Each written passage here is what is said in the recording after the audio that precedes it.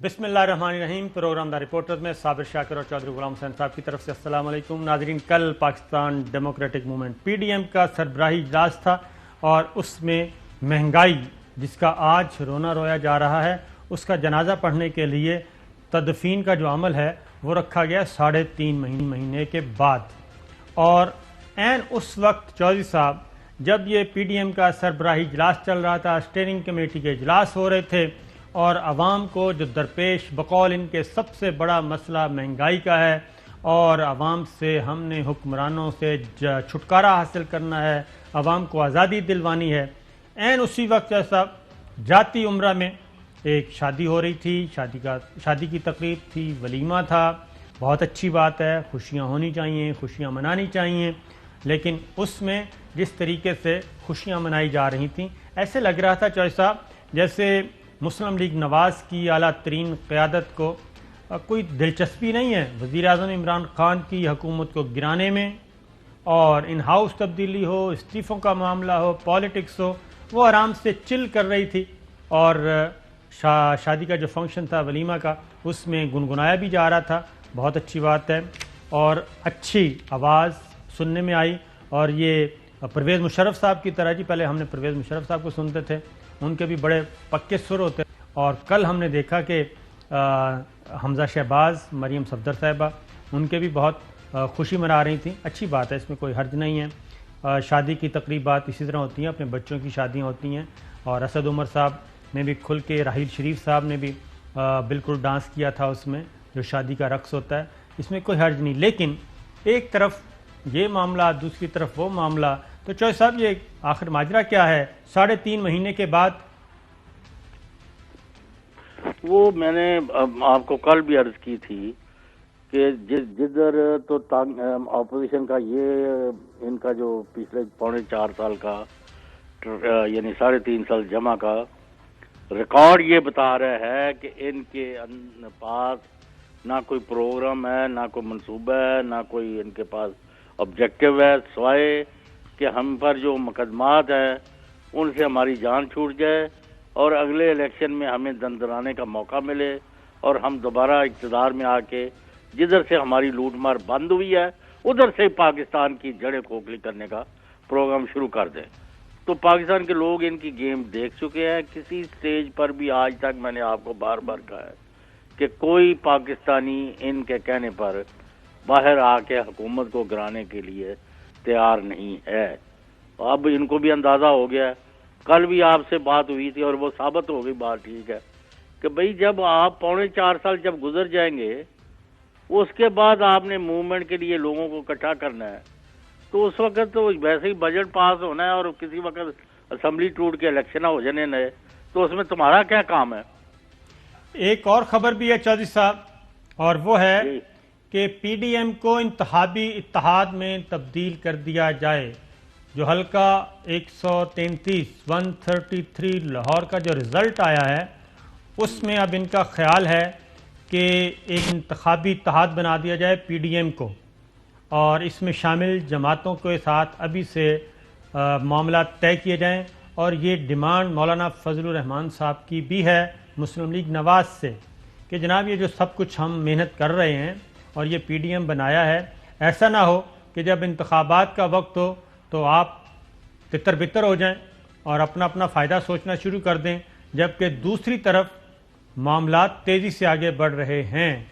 तो ये इंतखाबी इत्तेहाद की तरफ अब जा रहे हैं ताकि सीट एडजस्टमेंट किया जाए, जो भी किया जाए, जो मर्जी इत्तेहाद बनाएं, आम आदमी की बात करें। तो मैं अगर आपसे ये कहूँ कि हुकूमत को गिराने में नून लीग और उसके इत्तेहादी बुरी तरह नाकाम हो गए हैं, तो आप इस पर क्या कहेंगे? 100% दुरुस्त है। और अब तो जो पाकिस्तान पीपल्स पार्टी के बारे में तलाल चौधरी साहब ने आवाज़ उठाई है, जो गुफ्तगू हम सुनवा नहीं सकते। हम जो बार बार कहते हैं, ख़ास तौर पे जो इस वक्त गालियाँ दी हैं तलाल चौधरी ने, जी बिल्कुल, वो हम सुनवा नहीं सकते। और ये जो गुफ्तगू है चौधरी साहब, ये जो जहर है शरीफ फैमिली में भुट्टो ख़ानदान के बारे में और जरदारी ख़ानदान के बारे में, इसका मतलब है वो अभी तक ख़त्म नहीं हुआ یہ سارا کاسمیٹکس میجرز تھے جو ایک دوسرے کو بلف کیا جا رہا تھا. ادھر مرحوم ذوالفقار علی بھٹو کی قبر پہ جا کے ماتھا بھی ٹیک دیا, محترمہ بے نظیر بھٹو کی قبر پہ جا کے بھی ماتھا ٹیک دیا. یہ سارے جو تھے یہ کاسمیٹکس میجرز تھے, یہ دکھاوے کے سیاسی چالیں تھیں. ذرا طلال چودھری صاحب کو سنوائیے جی, سنواتے لیکن پھر بھی ذرا سن لیں, جہاں جہاں بیپ ہے وہاں پہ سمجھیں کہ کوئی گڑبڑ ہے. زرداری صاحب یہ کراچی اور سندھ نہیں ہے, وہ ایسی تیرے نوٹ کے بلاول یہ کسے غلط فہمی میں نہ رہنا. یہ خبر آپ کو ہم سنوا نہیں سکتے, بہت معیوب زبان. اس کے بعد گالیاں ہیں معیوب زبان کے. آصف علی زرداری صاحب نے کل اصل میں جب لاہور میں 133 یہ ذہن میں رکھیے گا کہ 133 میں پیپلز پارٹی کی واپسی, 5000 سے 33,000 ووٹ, یہ ایک المیہ ان کے لیے ہے, لمحہ فکریہ ان کے لیے ہے کہ یہ کیسے ہو گیا. کیونکہ واضح طور پہ مسلم لیگ نون کے جو مرکزی رہنما ہیں وہ, اور خاص طور پہ شریف فیملی یہ کہہ چکی ہے کہ پنجاب میں پیپلز پارٹی کو ہم نے کسی صورت میں داخل نہیں ہونے دینا. ماضی میں ان کی اپنی حماقتیں تھیں جس کی طرف زرداری صاحب نے کہا ہماری اپنی غلطیاں ہیں. ذرا زرداری صاحب کا سنوائیں جی. آپ نے جو کانسٹیٹوئنسی جس پہ الیکشن لڑی ہے, یہ 77 کے بعد میاں صاحب بناتے رہے. یہ اپنے حساب سائز سے گلیاں, محلے, برادریاں دیکھ کے انہیں کانسٹیٹوئنسیز بنائی ہیں. اور یہ صرف لاہور کا نہیں ہے, پورے پنجاب میں انہیں کانسٹیٹوئنسیز بنائی ہیں. انشاءاللہ یہ کانسٹیٹیوز ہم چینج کریں گے, ہر جگہ پہ ہم ان سے لڑیں گے, ہر محلے میں ان سے لڑیں گے, اس لیے کہ پاکستان کے یہ خلاف ہیں, یہ میری دھرتی کے خلاف ہیں. جو اس دھرتی میں نہیں مرنا چاہتا اس کو کیا مسئلہ ہے؟ جو دھرتی میں مرنا نہیں چاہتا اس کا کیا فائدہ. یہ دھرتی کے خلاف ہیں, یہ پاکستان کے خلاف ہیں. یہ آصف علی زرداری صاحب 133 میں پیپلز پارٹی کی واپسی, لاہور میں پیپلز پارٹی کی واپسی, پنجاب میں پیپلز پارٹی کی واپسی کا جشن جو منایا تھا, پروگرام رکھا تھا, اس سے خطاب کر رہے تھے. اور چودھری صاحب یہ بات جو ہے حلقہ بندیوں کی, زرداری صاحب کی بات اگر یہ مان لی جائے, اور یہ پی ٹی آئی کے لیے بھی ہے کہ حلقہ بندیاں اس طریقے سے کی گئی ہیں کہ جو مخالفین کے ووٹس ہیں وہ مختلف بکھیر دیے گئے ہیں, اور جو اپنے ووٹس ہیں وہ مختلف حلقوں میں اکٹھے کر کے وہ حلقہ بندی کی گئی ہے. اور یہ پاکٹس جو ہیں, اپنی پاکٹس کو اکٹھا کیا گیا ہے, مخالفین کی جو پاور پاکٹس ہیں ان کو بکھیر دیا گیا ہے, ووٹ تقسیم کر دیا گیا ہے, جس کی طرف یہ اشارہ کر رہے تھے. اگر نئی حلقہ بندیاں اس پہ پاکستان تحریک انصاف اور پاکستان پیپلز پارٹی اس پہ آتی ہے تو الیکشن کمیشن آف پاکستان اس میں کیا کر سکتا ہے؟ کیا ان کی بات ماننی پڑے گی, یا وہی پرانی حلقہ بندیاں, وہی پرانی ووٹر لسٹیں جس میں مرحومین کے بھی ووٹ ہیں اور جو یہاں پہ نہیں ہیں, جعلی شناختی کارڈ بنے ہوئے ہیں, ان کے بھی ووٹ ہیں. اب تو پلاسٹک کے انگوٹھے بھی آ گئے ہیں. نہیں, وہ بالکل غلط ہے. جو بھی دھاندلی اور جال سازی کی طرف جائے, الیکشن ایک مقدس فریضہ ہے, اس میں ووٹر جو ہے اس کو جو ووٹ دینے کا حل ہے وہ ووٹ دے, اور جس کو ووٹ ڈالا جائے اس کا رزلٹ نکالا جائے. یہ انتظام کرنا الیکشن کمیشن کا اور انتظامیہ کا فرض ہے, اور یہ ہو کے رہنا چاہیے. اس پر کوئی کمپرومائز نہیں ہونا چاہیے. نمبر 2, اگر حلقہ بندیاں اپنی کنوینئنس پر بنائی ہے کہ اپنے ووٹ اکٹھے ہو جائے اور مخالفوں کو تتر بتر کر دو, تو ان کو بھی ری وزٹ کرو. کوئی آسمانی صحیفہ تو نہیں ہے, حلقہ بندیاں بھی ٹھیک کرائیں. تیسری بات یہ ہے کہ اگر پیپلز پارٹی کی جڑیں مضبوط ہیں پنجاب میں, یا ایک وقتی حلقے میں وہ ایون پی ٹی آئی والوں نے بھی نواز دشمنی میں ان کو ووٹ ڈال دیے ہیں, تو پھر ابھی کچھ نہیں کہہ سکتے. لیکن اگر ان کا کوئی, کیونکہ 2-3 الیکشنوں میں پیپلز پارٹی مار کھا چکی ہے پنجاب میں, اور ان کی پاکٹس رہ گئی تھی, اور تھوڑے تھوڑے ووٹ ان کو پڑتے ہیں, 2000, 4000, 5000, 10,000, بہت کم حلقوں میں 10 سے اوپر گئے تھے. تو یہ واحد حلقہ ہے جہاں پی ٹی آئی چونکہ میدان میں نہیں تھی، ان کو کل 32-33 ہزار ووٹ ملا ہے، اور اس میں صدمہ اور شکست جو ہے وہ نون لیگ کا مقدر بنی ہے، کیونکہ ان کا ووٹر نکلے نہیں ہیں، اور میری بات وہی ہے، کوئی پسند کرے نہ کرے، یہ پولنگ جو ہے اتنی کم شرح جو ہے، اس کا الیکشن قبول کرنا ہی غلط ہے۔ وہ ٹھیک ہے جوائے صاحب، آپ کا پوائنٹ آف ویو ہے، لیکن اس وقت جو قانون ہے وہ یہی ہے، اور اس قانون میں یا تو تبدیلی کر دی جائے، پھر آپ لے آئیں کہ جی 51% لازمی ہے، اور اگر 51% کوئی نہیں لیتا تو پھر دوبارہ ری پول کروایا جائے۔ یہ ایک مختلف ملکوں میں یہ رائج ہے، لیکن چونکہ پاکستان میں یہی رائج ہے کہ جی جو بھی الیکشن ہوگا، جتنے بھی ووٹ پڑیں گے تو وہ تسلیم کیے جاتے ہیں اور وہی اکثریت مانی جاتی ہے۔ لیکن جوائے صاحب ایک بات بتائیں کہ آصف علی زرداری صاحب، پاکستان پیپلز پارٹی، سید یوسف گیلانی، ان کی ملاقاتیں ہو رہی ہیں جہانگیر ترین صاحب سے بھی اور دیگر رہنماؤں سے بھی، اور خاص طور پہ ساؤتھ پنجاب، رحیم یار خان، ڈیرہ غازی خان، مظفر گڑھ، یہاں کے جو خاص طور پہ کیا کہنا چاہیے الیکٹیبلز، ان کے ساتھ بھی ایک رابطہ چل رہا ہے۔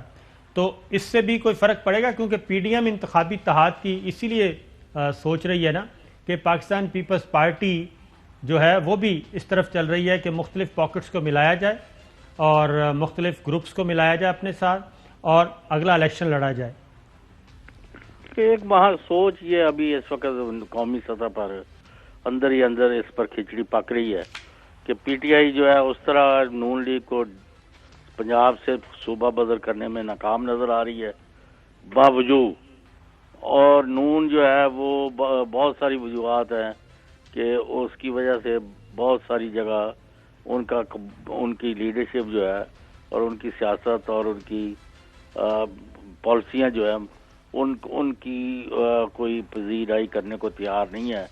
تو پیپلز پارٹی بڑی دیر سے کوشش کر رہی ہے کہ مقتدر حلقوں سے یہ وہ کہہ رہے ہیں کہ آپ پی ٹی آئی کی جگہ ہمیں موقع دیں، فری ہینڈ دیں، تو ہم نون لیگ کو سندھ میں تو ویسے ہی جیتیں گے، پنجاب میں تقسیم کریں گے، اور گورنمنٹ جو ہے ہم اتحادیوں کے ساتھ مل کے بنا لیں گے۔ بالکل۔ اب احسن اقبال صاحب کو سنیے، یہ جو طلال چودھری صاحب نے استعمال کی اس کے بارے میں احسن اقبال صاحب کیا کہتے ہیں کہ ہمیں پاکستان کو گالیوں کی سیاست سے احترام کی سیاست پر دوبارہ واپس لانا ہے۔ پہلے انہوں نے یہ فرمایا جی، ہمیں پاکستان کو گالیوں کی سیاست سے احترام کی سیاست پر دوبارہ لے کر آنا ہے۔ یہ بات انہوں نے کی تو اس کے بعد سوال کیا گیا کہ جناب طلال چودھری صاحب نے جو زبان استعمال کی اس کے بارے میں آپ کیا کہتے ہیں؟ کیا جواب دیا؟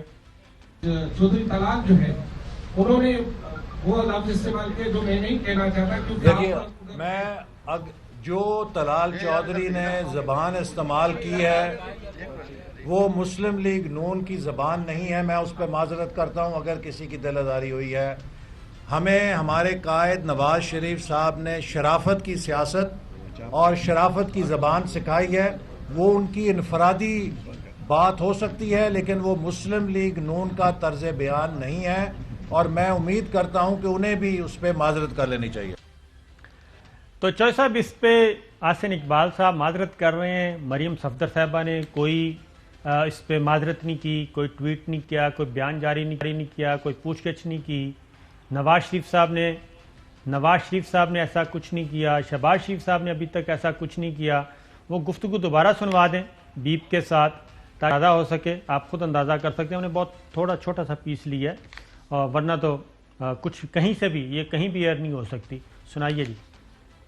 زرداری صاحب یہ کراچی اور سندھ نہیں ہے، وہ اسی تیرے نوٹ کے بلاول یہ کسے غلط فہمی میں نہ رہنا۔ تو چوہے صاحب اس میں یہ جو چھوٹی سی بھی بات ہوتی ہے تو کہتے ہیں معافی مانگی، تو ابھی تک انہوں نے معافی کیوں نہیں مانگی؟ طلال چودھری صاحب کی مذمت نہیں کی، پوچھ گچھ نہیں کی، کوئی ایک ٹویٹ نہیں کیا؟ بھائی ان کو گانے سننے اور سنانے سے فرصت ملے تو تب ہے نا۔ پہلے یہ نواز شریف نے اپنا وتیرہ بنایا ہوا تھا کہ ہندوستان کی جو خاتون تھی جی، اس کو وہاں سے گانے سنایا کرتے تھے۔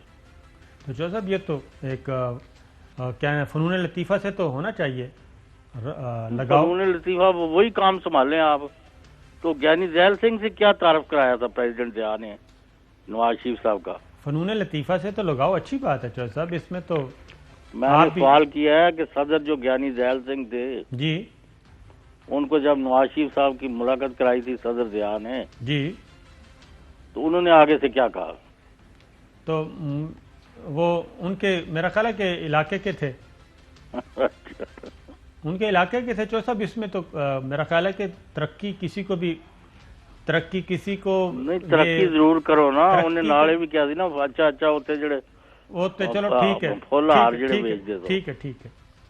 ٹھیک ہے اچھا. اس میں خیر یہ تو ان کی اپنی ہے جی. آگے بڑھتے ہیں. پی ڈی ایم کا اجلاس, مہنگائی, 3 مارچ, اس میں کچھ شارٹس ہیں جی. احسن اقبال صاحب کیا کہتے ہیں ذرا سنائیے. آج پاکستان کو جس ہتھیار کی ضرورت ہے اس ہتھیار کا نام ہے قوت اخوت عوام. پاکستان کے مالک پاکستان کے عوام ہیں. مسلم لیگ نون پاکستان کی ماں ہے. لو چوہدری صاحب, ہتھیار جو ہے وہ قوت اخوت عوام ہو گیا اب, اور پاکستان کی ماں بنا دیا ہے مسلم لیگ نون کو.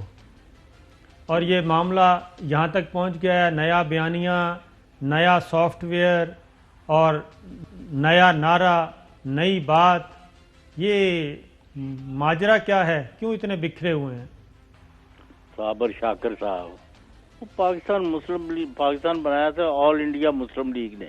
جی ہاں, قائد اعظم محمد علی جناح اس وقت اس کی قیادت کر رہے تھے, اور اس میں بڑے بڑے نامور ہمارے ہیروز تھے. یہ مامے لگ دے نہیں یار مسلم لیگ دے.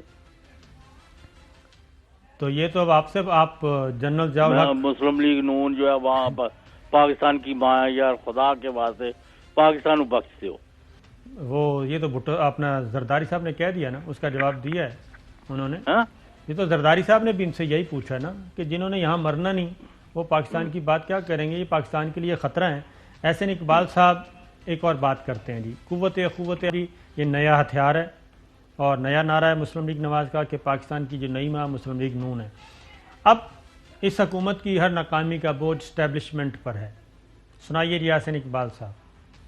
اس حکومت کی تمام نالائکی اور ناکامی کا اگر آپ شہر میں سڑک پہ چل کے کسی مزدور ریڑی والے سے پوچھیں گے تو پرسیپشن یہ بن گئی ہے کہ اس حکومت کی ہر ناکامی کا بوجھ اسٹیبلشمنٹ پہ لوگ ڈال رہے ہیں. یہ ملک کے لیے خطرناک ہے. پاکستان کی اسٹیبلشمنٹ کو غیر سیاسی رہنا چاہیے, کیونکہ پاکستان کے قومی ادارے جتنی پی ٹی آئی کی پراپرٹی ہیں اتنی ہی مسلم لیگ نون, پیپلز پارٹی اور دیگر جماعتوں کی پراپرٹی ہیں.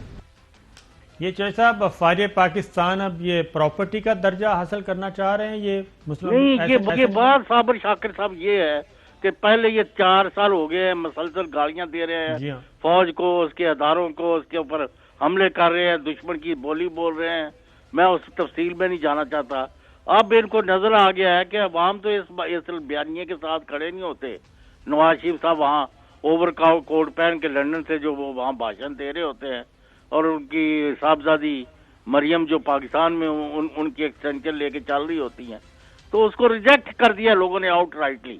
اب انہوں نے پینترا بدلا ہے کہ جی ہم مامے بنتے ہیں جی فوج کے اور اداروں کے, ہمیں استعمال کریں, یوز اس. بھائی اس طرح تھوڑا ہی ہوتا ہے. اور انہوں نے کرنا کیا ہے, فری فیئر امپارشل الیکشن ہوں گے, جو جیت جائے جو وہ جیت جائے.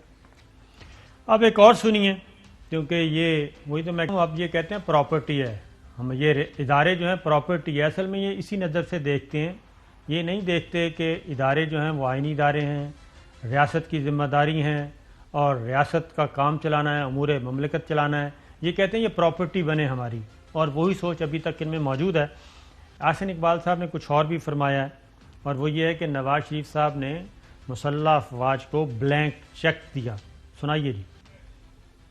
نواز شریف صاحب نے مسلح افواج کو بلینک چیک دیا کہ آپ کی جتنی ضرورت ہوگی ہم اپنی ضرورت سے کاٹ کے آپ کو پیسہ دیں گے, مگر ہم نے دہشت گردی کو شکست دینی ہے. پوری قوم کو کھڑا کیا دہشت گردی کے خلاف. نتیجہ یہ ہے کہ پاکستان پرامن ملک بنا. چودھری صاحب یہ پیسہ انہوں نے اپنی کوئی پرسنل اکاؤنٹ سے دیا تھا یا ٹیکس پیئر کی منی تھی، قومی خزانے سے دیا تھا؟ محترم بس کہ یہ میں یہی کہہ رہا ہوں نا، یہ ان کا جو بھی بیانیہ ہے نا ہر دوسرے دن بدلتا ہے.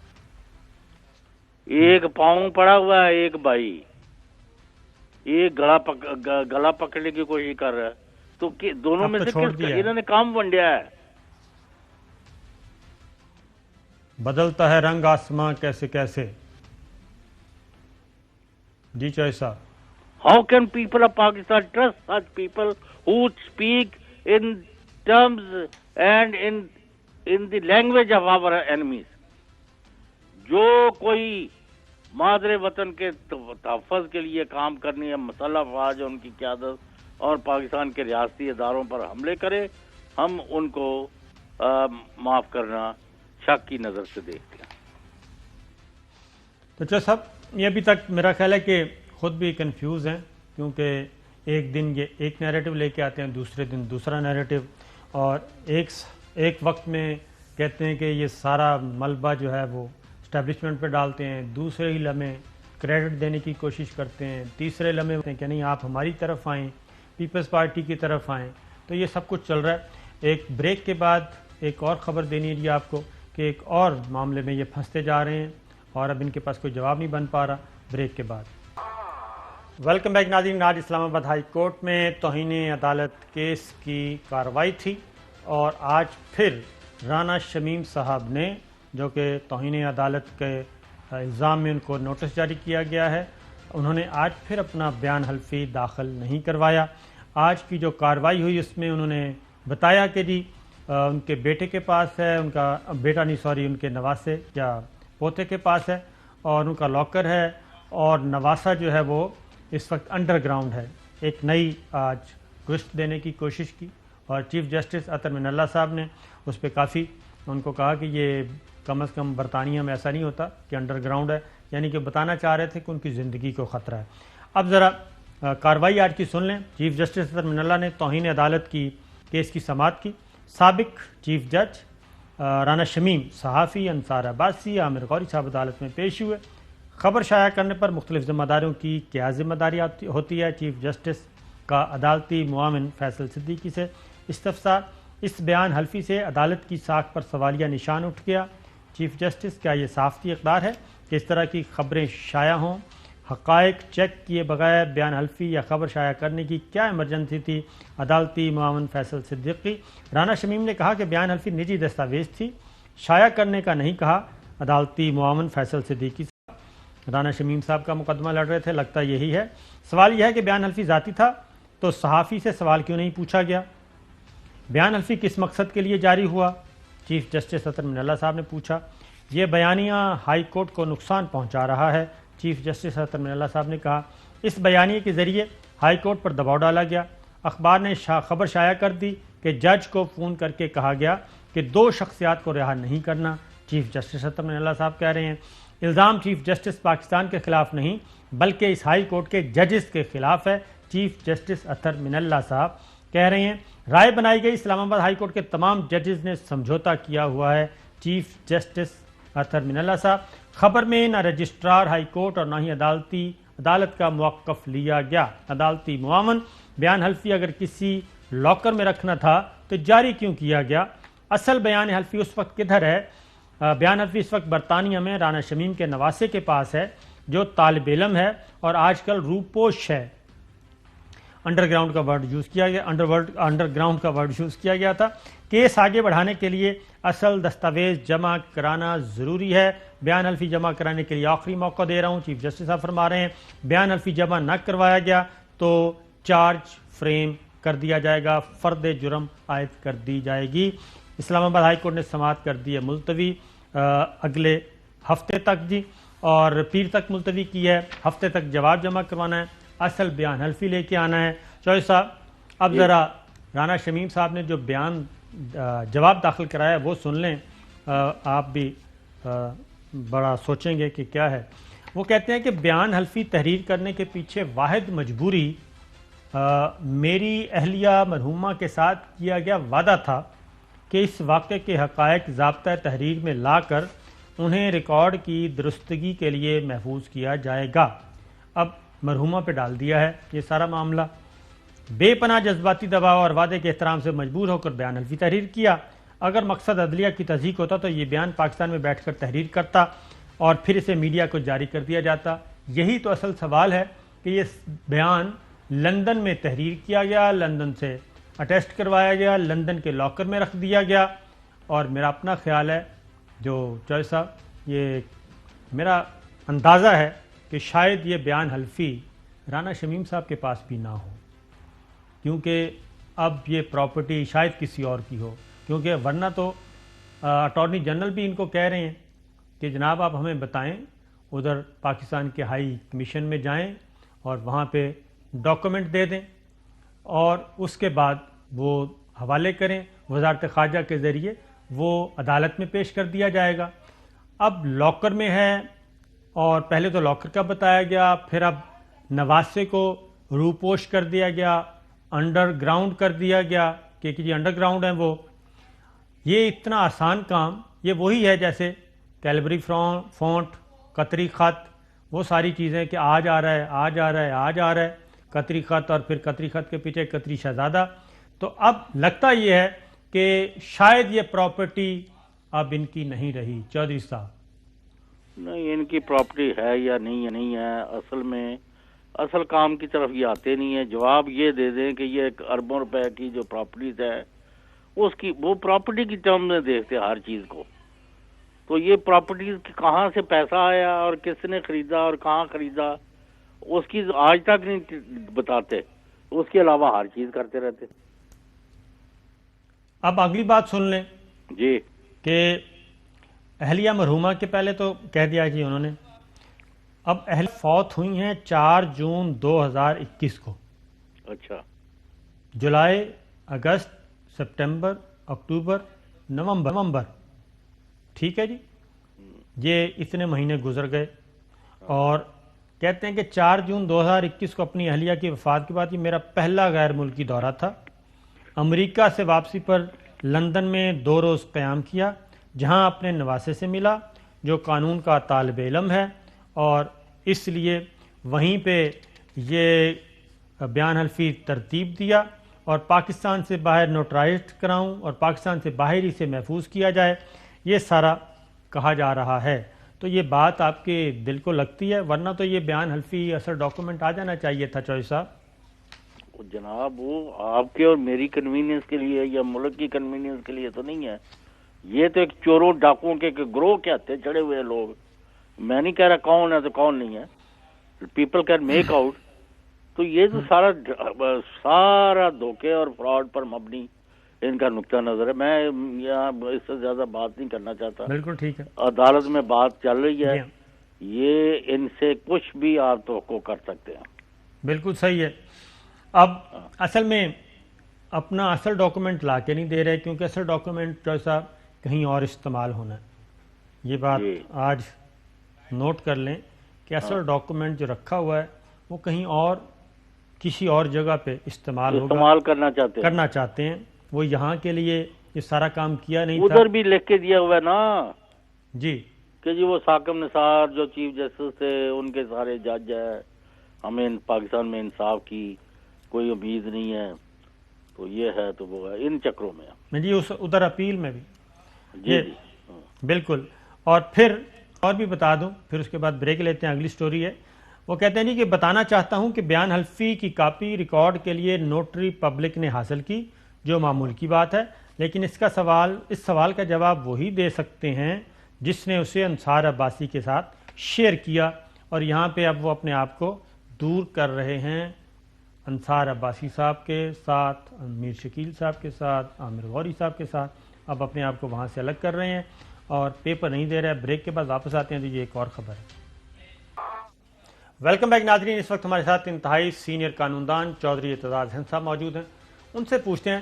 چودھری صاحب، آج رانا شمیم نے کہا ہے کہ جی بیان حلفی جو ہے وہ لاکر میں ہے اور نواسا جو ہے وہ انڈر گراؤنڈ ہے، کیوں نہیں جمع کروا رہے؟ بیان الفی صابر صاحب ان کے پاس ہے ہی نہیں، تو یہ کس کے پاس رانا ہے؟ شمیم کے پاس نہیں ہے، کس کے پاس یہ ہے؟ نواز شریف کے پاس ہے، اور نواز شریف نے محفوظ رکھا ہوا ہے. نواز شریف نے اس کو استعمال کرنا تھا، ادھر استعمال نہیں تھا ہونا. نواز شریف کا جو یہ وہاں اس کی درخواست ہے برطانوی اتھارٹیز کو کہ مجھے یہاں سے نہ نکالا جائے، میرا اس کا ویزا بھی جو ہے اس کی بھی ایکسپائری ہو رہی ہے، وہ یا اپیل فائل کی ہوئی ہے اس نے، جی ہاں اپیل فائل کی ہوئی ہے. اب یہ اس نے استعمال کرنا ہے، یہ رانا شمیم نے نہیں استعمال کرنا. اس نے بتانا تھا کہ دیکھو ایک چیف جسٹس ہے، چیف جج ہے ایک پورے علاقے کا، وہ یہ قسم اٹھا کے کہہ رہا ہے. حلفی بیان آپ کے نوٹری پبلک، وہ اگر پاکستان سے نوٹری پبلک کرا کے جاتا تو برطانوی کسی اتھارٹی نے پاکستان کا نوٹرائز ہوا ہوا کوئی ڈاکومنٹ نہیں ماننا، کسی نے نہیں ماننا، لندن میں نہیں ماننا. اب لندن سے لندن والے نہیں مان رہے ہیں. لندن میں نوٹرائز کرانے کا مقصد یہی ہے، استعمال لندن میں ہونا ہے. لندن میں کس لیے استعمال ہو سکتا ہے یہ کہ نواز شریف اپنی درخواست میں ساتھ لگا کے کہے کہ یہ ایک چیف جج ہے جو کہتا ہے میرے ساتھ چیف جسٹس آف پاکستان بیٹھا ہوا تھا، اور اس نے کہا تھا کہ اس کی اور اس کی بیٹی کو اس نے وہ آپ نے اس کو ان کو نہیں، ان کو نقصان پہنچانا ہے، ان کو باہر نہیں آنے دینا، ان کی ضمانت نہیں ہونے دینی. اور اس نے ایک جج ہائی کورٹ کو کہا. یعنی یہ ساری جوڈیشل ایک کنسپریسی تھی جو لندن میں ہی استعمال ہونا تھا، اور لندن میں یہ ڈاکومنٹ کسی کام کا ہے، وہ نوٹرائزیشن یہاں کی نہیں تھی، انہوں نے مانی. اب نواز شریف کو پرابلم یہ اس وقت پڑ گیا ہے کہ بھانڈا سارا پھوڑ گیا ہے. انہوں نے آڈیو ٹیپ جو اس ایفیڈیوٹ کی تائید میں بنائی تھی، اس کا تو اس کے وہ تو مطلب ہے پتہ لگ گیا کہ لفظ. اچھا چوہدری صاحب، اگر پاکستان کی عدالت میں وہ بیان حلفی پہ ورڈکٹ آ جاتا ہے تو لندن میں پھر بھی استعمال ہو سکے گا؟ نہیں، لندن میں وہ تو لندن میں ہے ہی، بنا ہوا ہی لندن میں ہے. صحیح، وہ تو بنا ہوا ہی لندن کا ہے، استعمال ہی لندن میں ہونا ہے. لندن میں اگر استعمال ہوگا تو یہ میں آپ کو بتا دوں لندن میں وہ جھوٹا ثابت ہو جائے. صحیح. اور وہ جھوٹا ثابت ہو گیا تو وہاں ان کے لیے زیادہ نقصان دہ نواز شریف. اب نواز شریف بھی اس کو ہوا نہیں دے سکتا. اب وہ لاکر میں ہو یا تہہ خانے میں ہو، بالکل وہ نواز شریف کی اپنی کسٹڈی میں ہے. نواز شریف نے اس سے دستخط کروا لی ہے، اس سے دستخط کروا کے اس نے امیگریشن اتھارٹیز اور امیگریشن ٹرائبیونل میں پیش کرنا ہے کہ جی وہاں میرے پیچھے پڑے ہوئے سارے. ادھر سے اس نے ٹیپ بھی بنائی، اس کی وہ آڈیو ٹیپ بنائی تاکہ اس کی تائید ہو جائے. بالکل ٹھیک ہے چوہدری صاحب، پروگرام وقت ختم ہوا، اجازت دیجیے، اللہ حافظ. اہم ترین خبریں اب ایک کلک کی دوری پر. آپ کے پسندیدہ ٹاک شوز ہوں یا اہم ملکی یا غیر ملکی شخصیات کی نیوز کانفرنسز، ہر لمحہ باخبر رہنے کے لیے سبسکرائب کریں ہمارا یوٹیوب چینل. موسم کی صورتحال ہو یا کھیل کے میدان سے خبریں، اپنے موبائل فون سے ملکی اور بین الاقوامی اہم خبروں تک رسائی کے لیے ڈاؤن لوڈ کیجیے موبائل ایپ.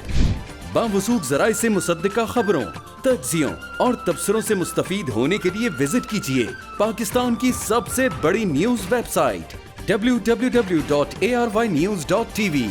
ان سب کے علاوہ پاکستان کا سب سے بڑا فیس بک پیج ہو، سب سے بڑا نیوز انسٹاگرام اکاؤنٹ یا پھر ٹویٹر، ARY نیوز پہنچا رہا ہے خبریں سب سے پہلے آپ تک، تاکہ آپ رہیں ہر لمحہ باخبر.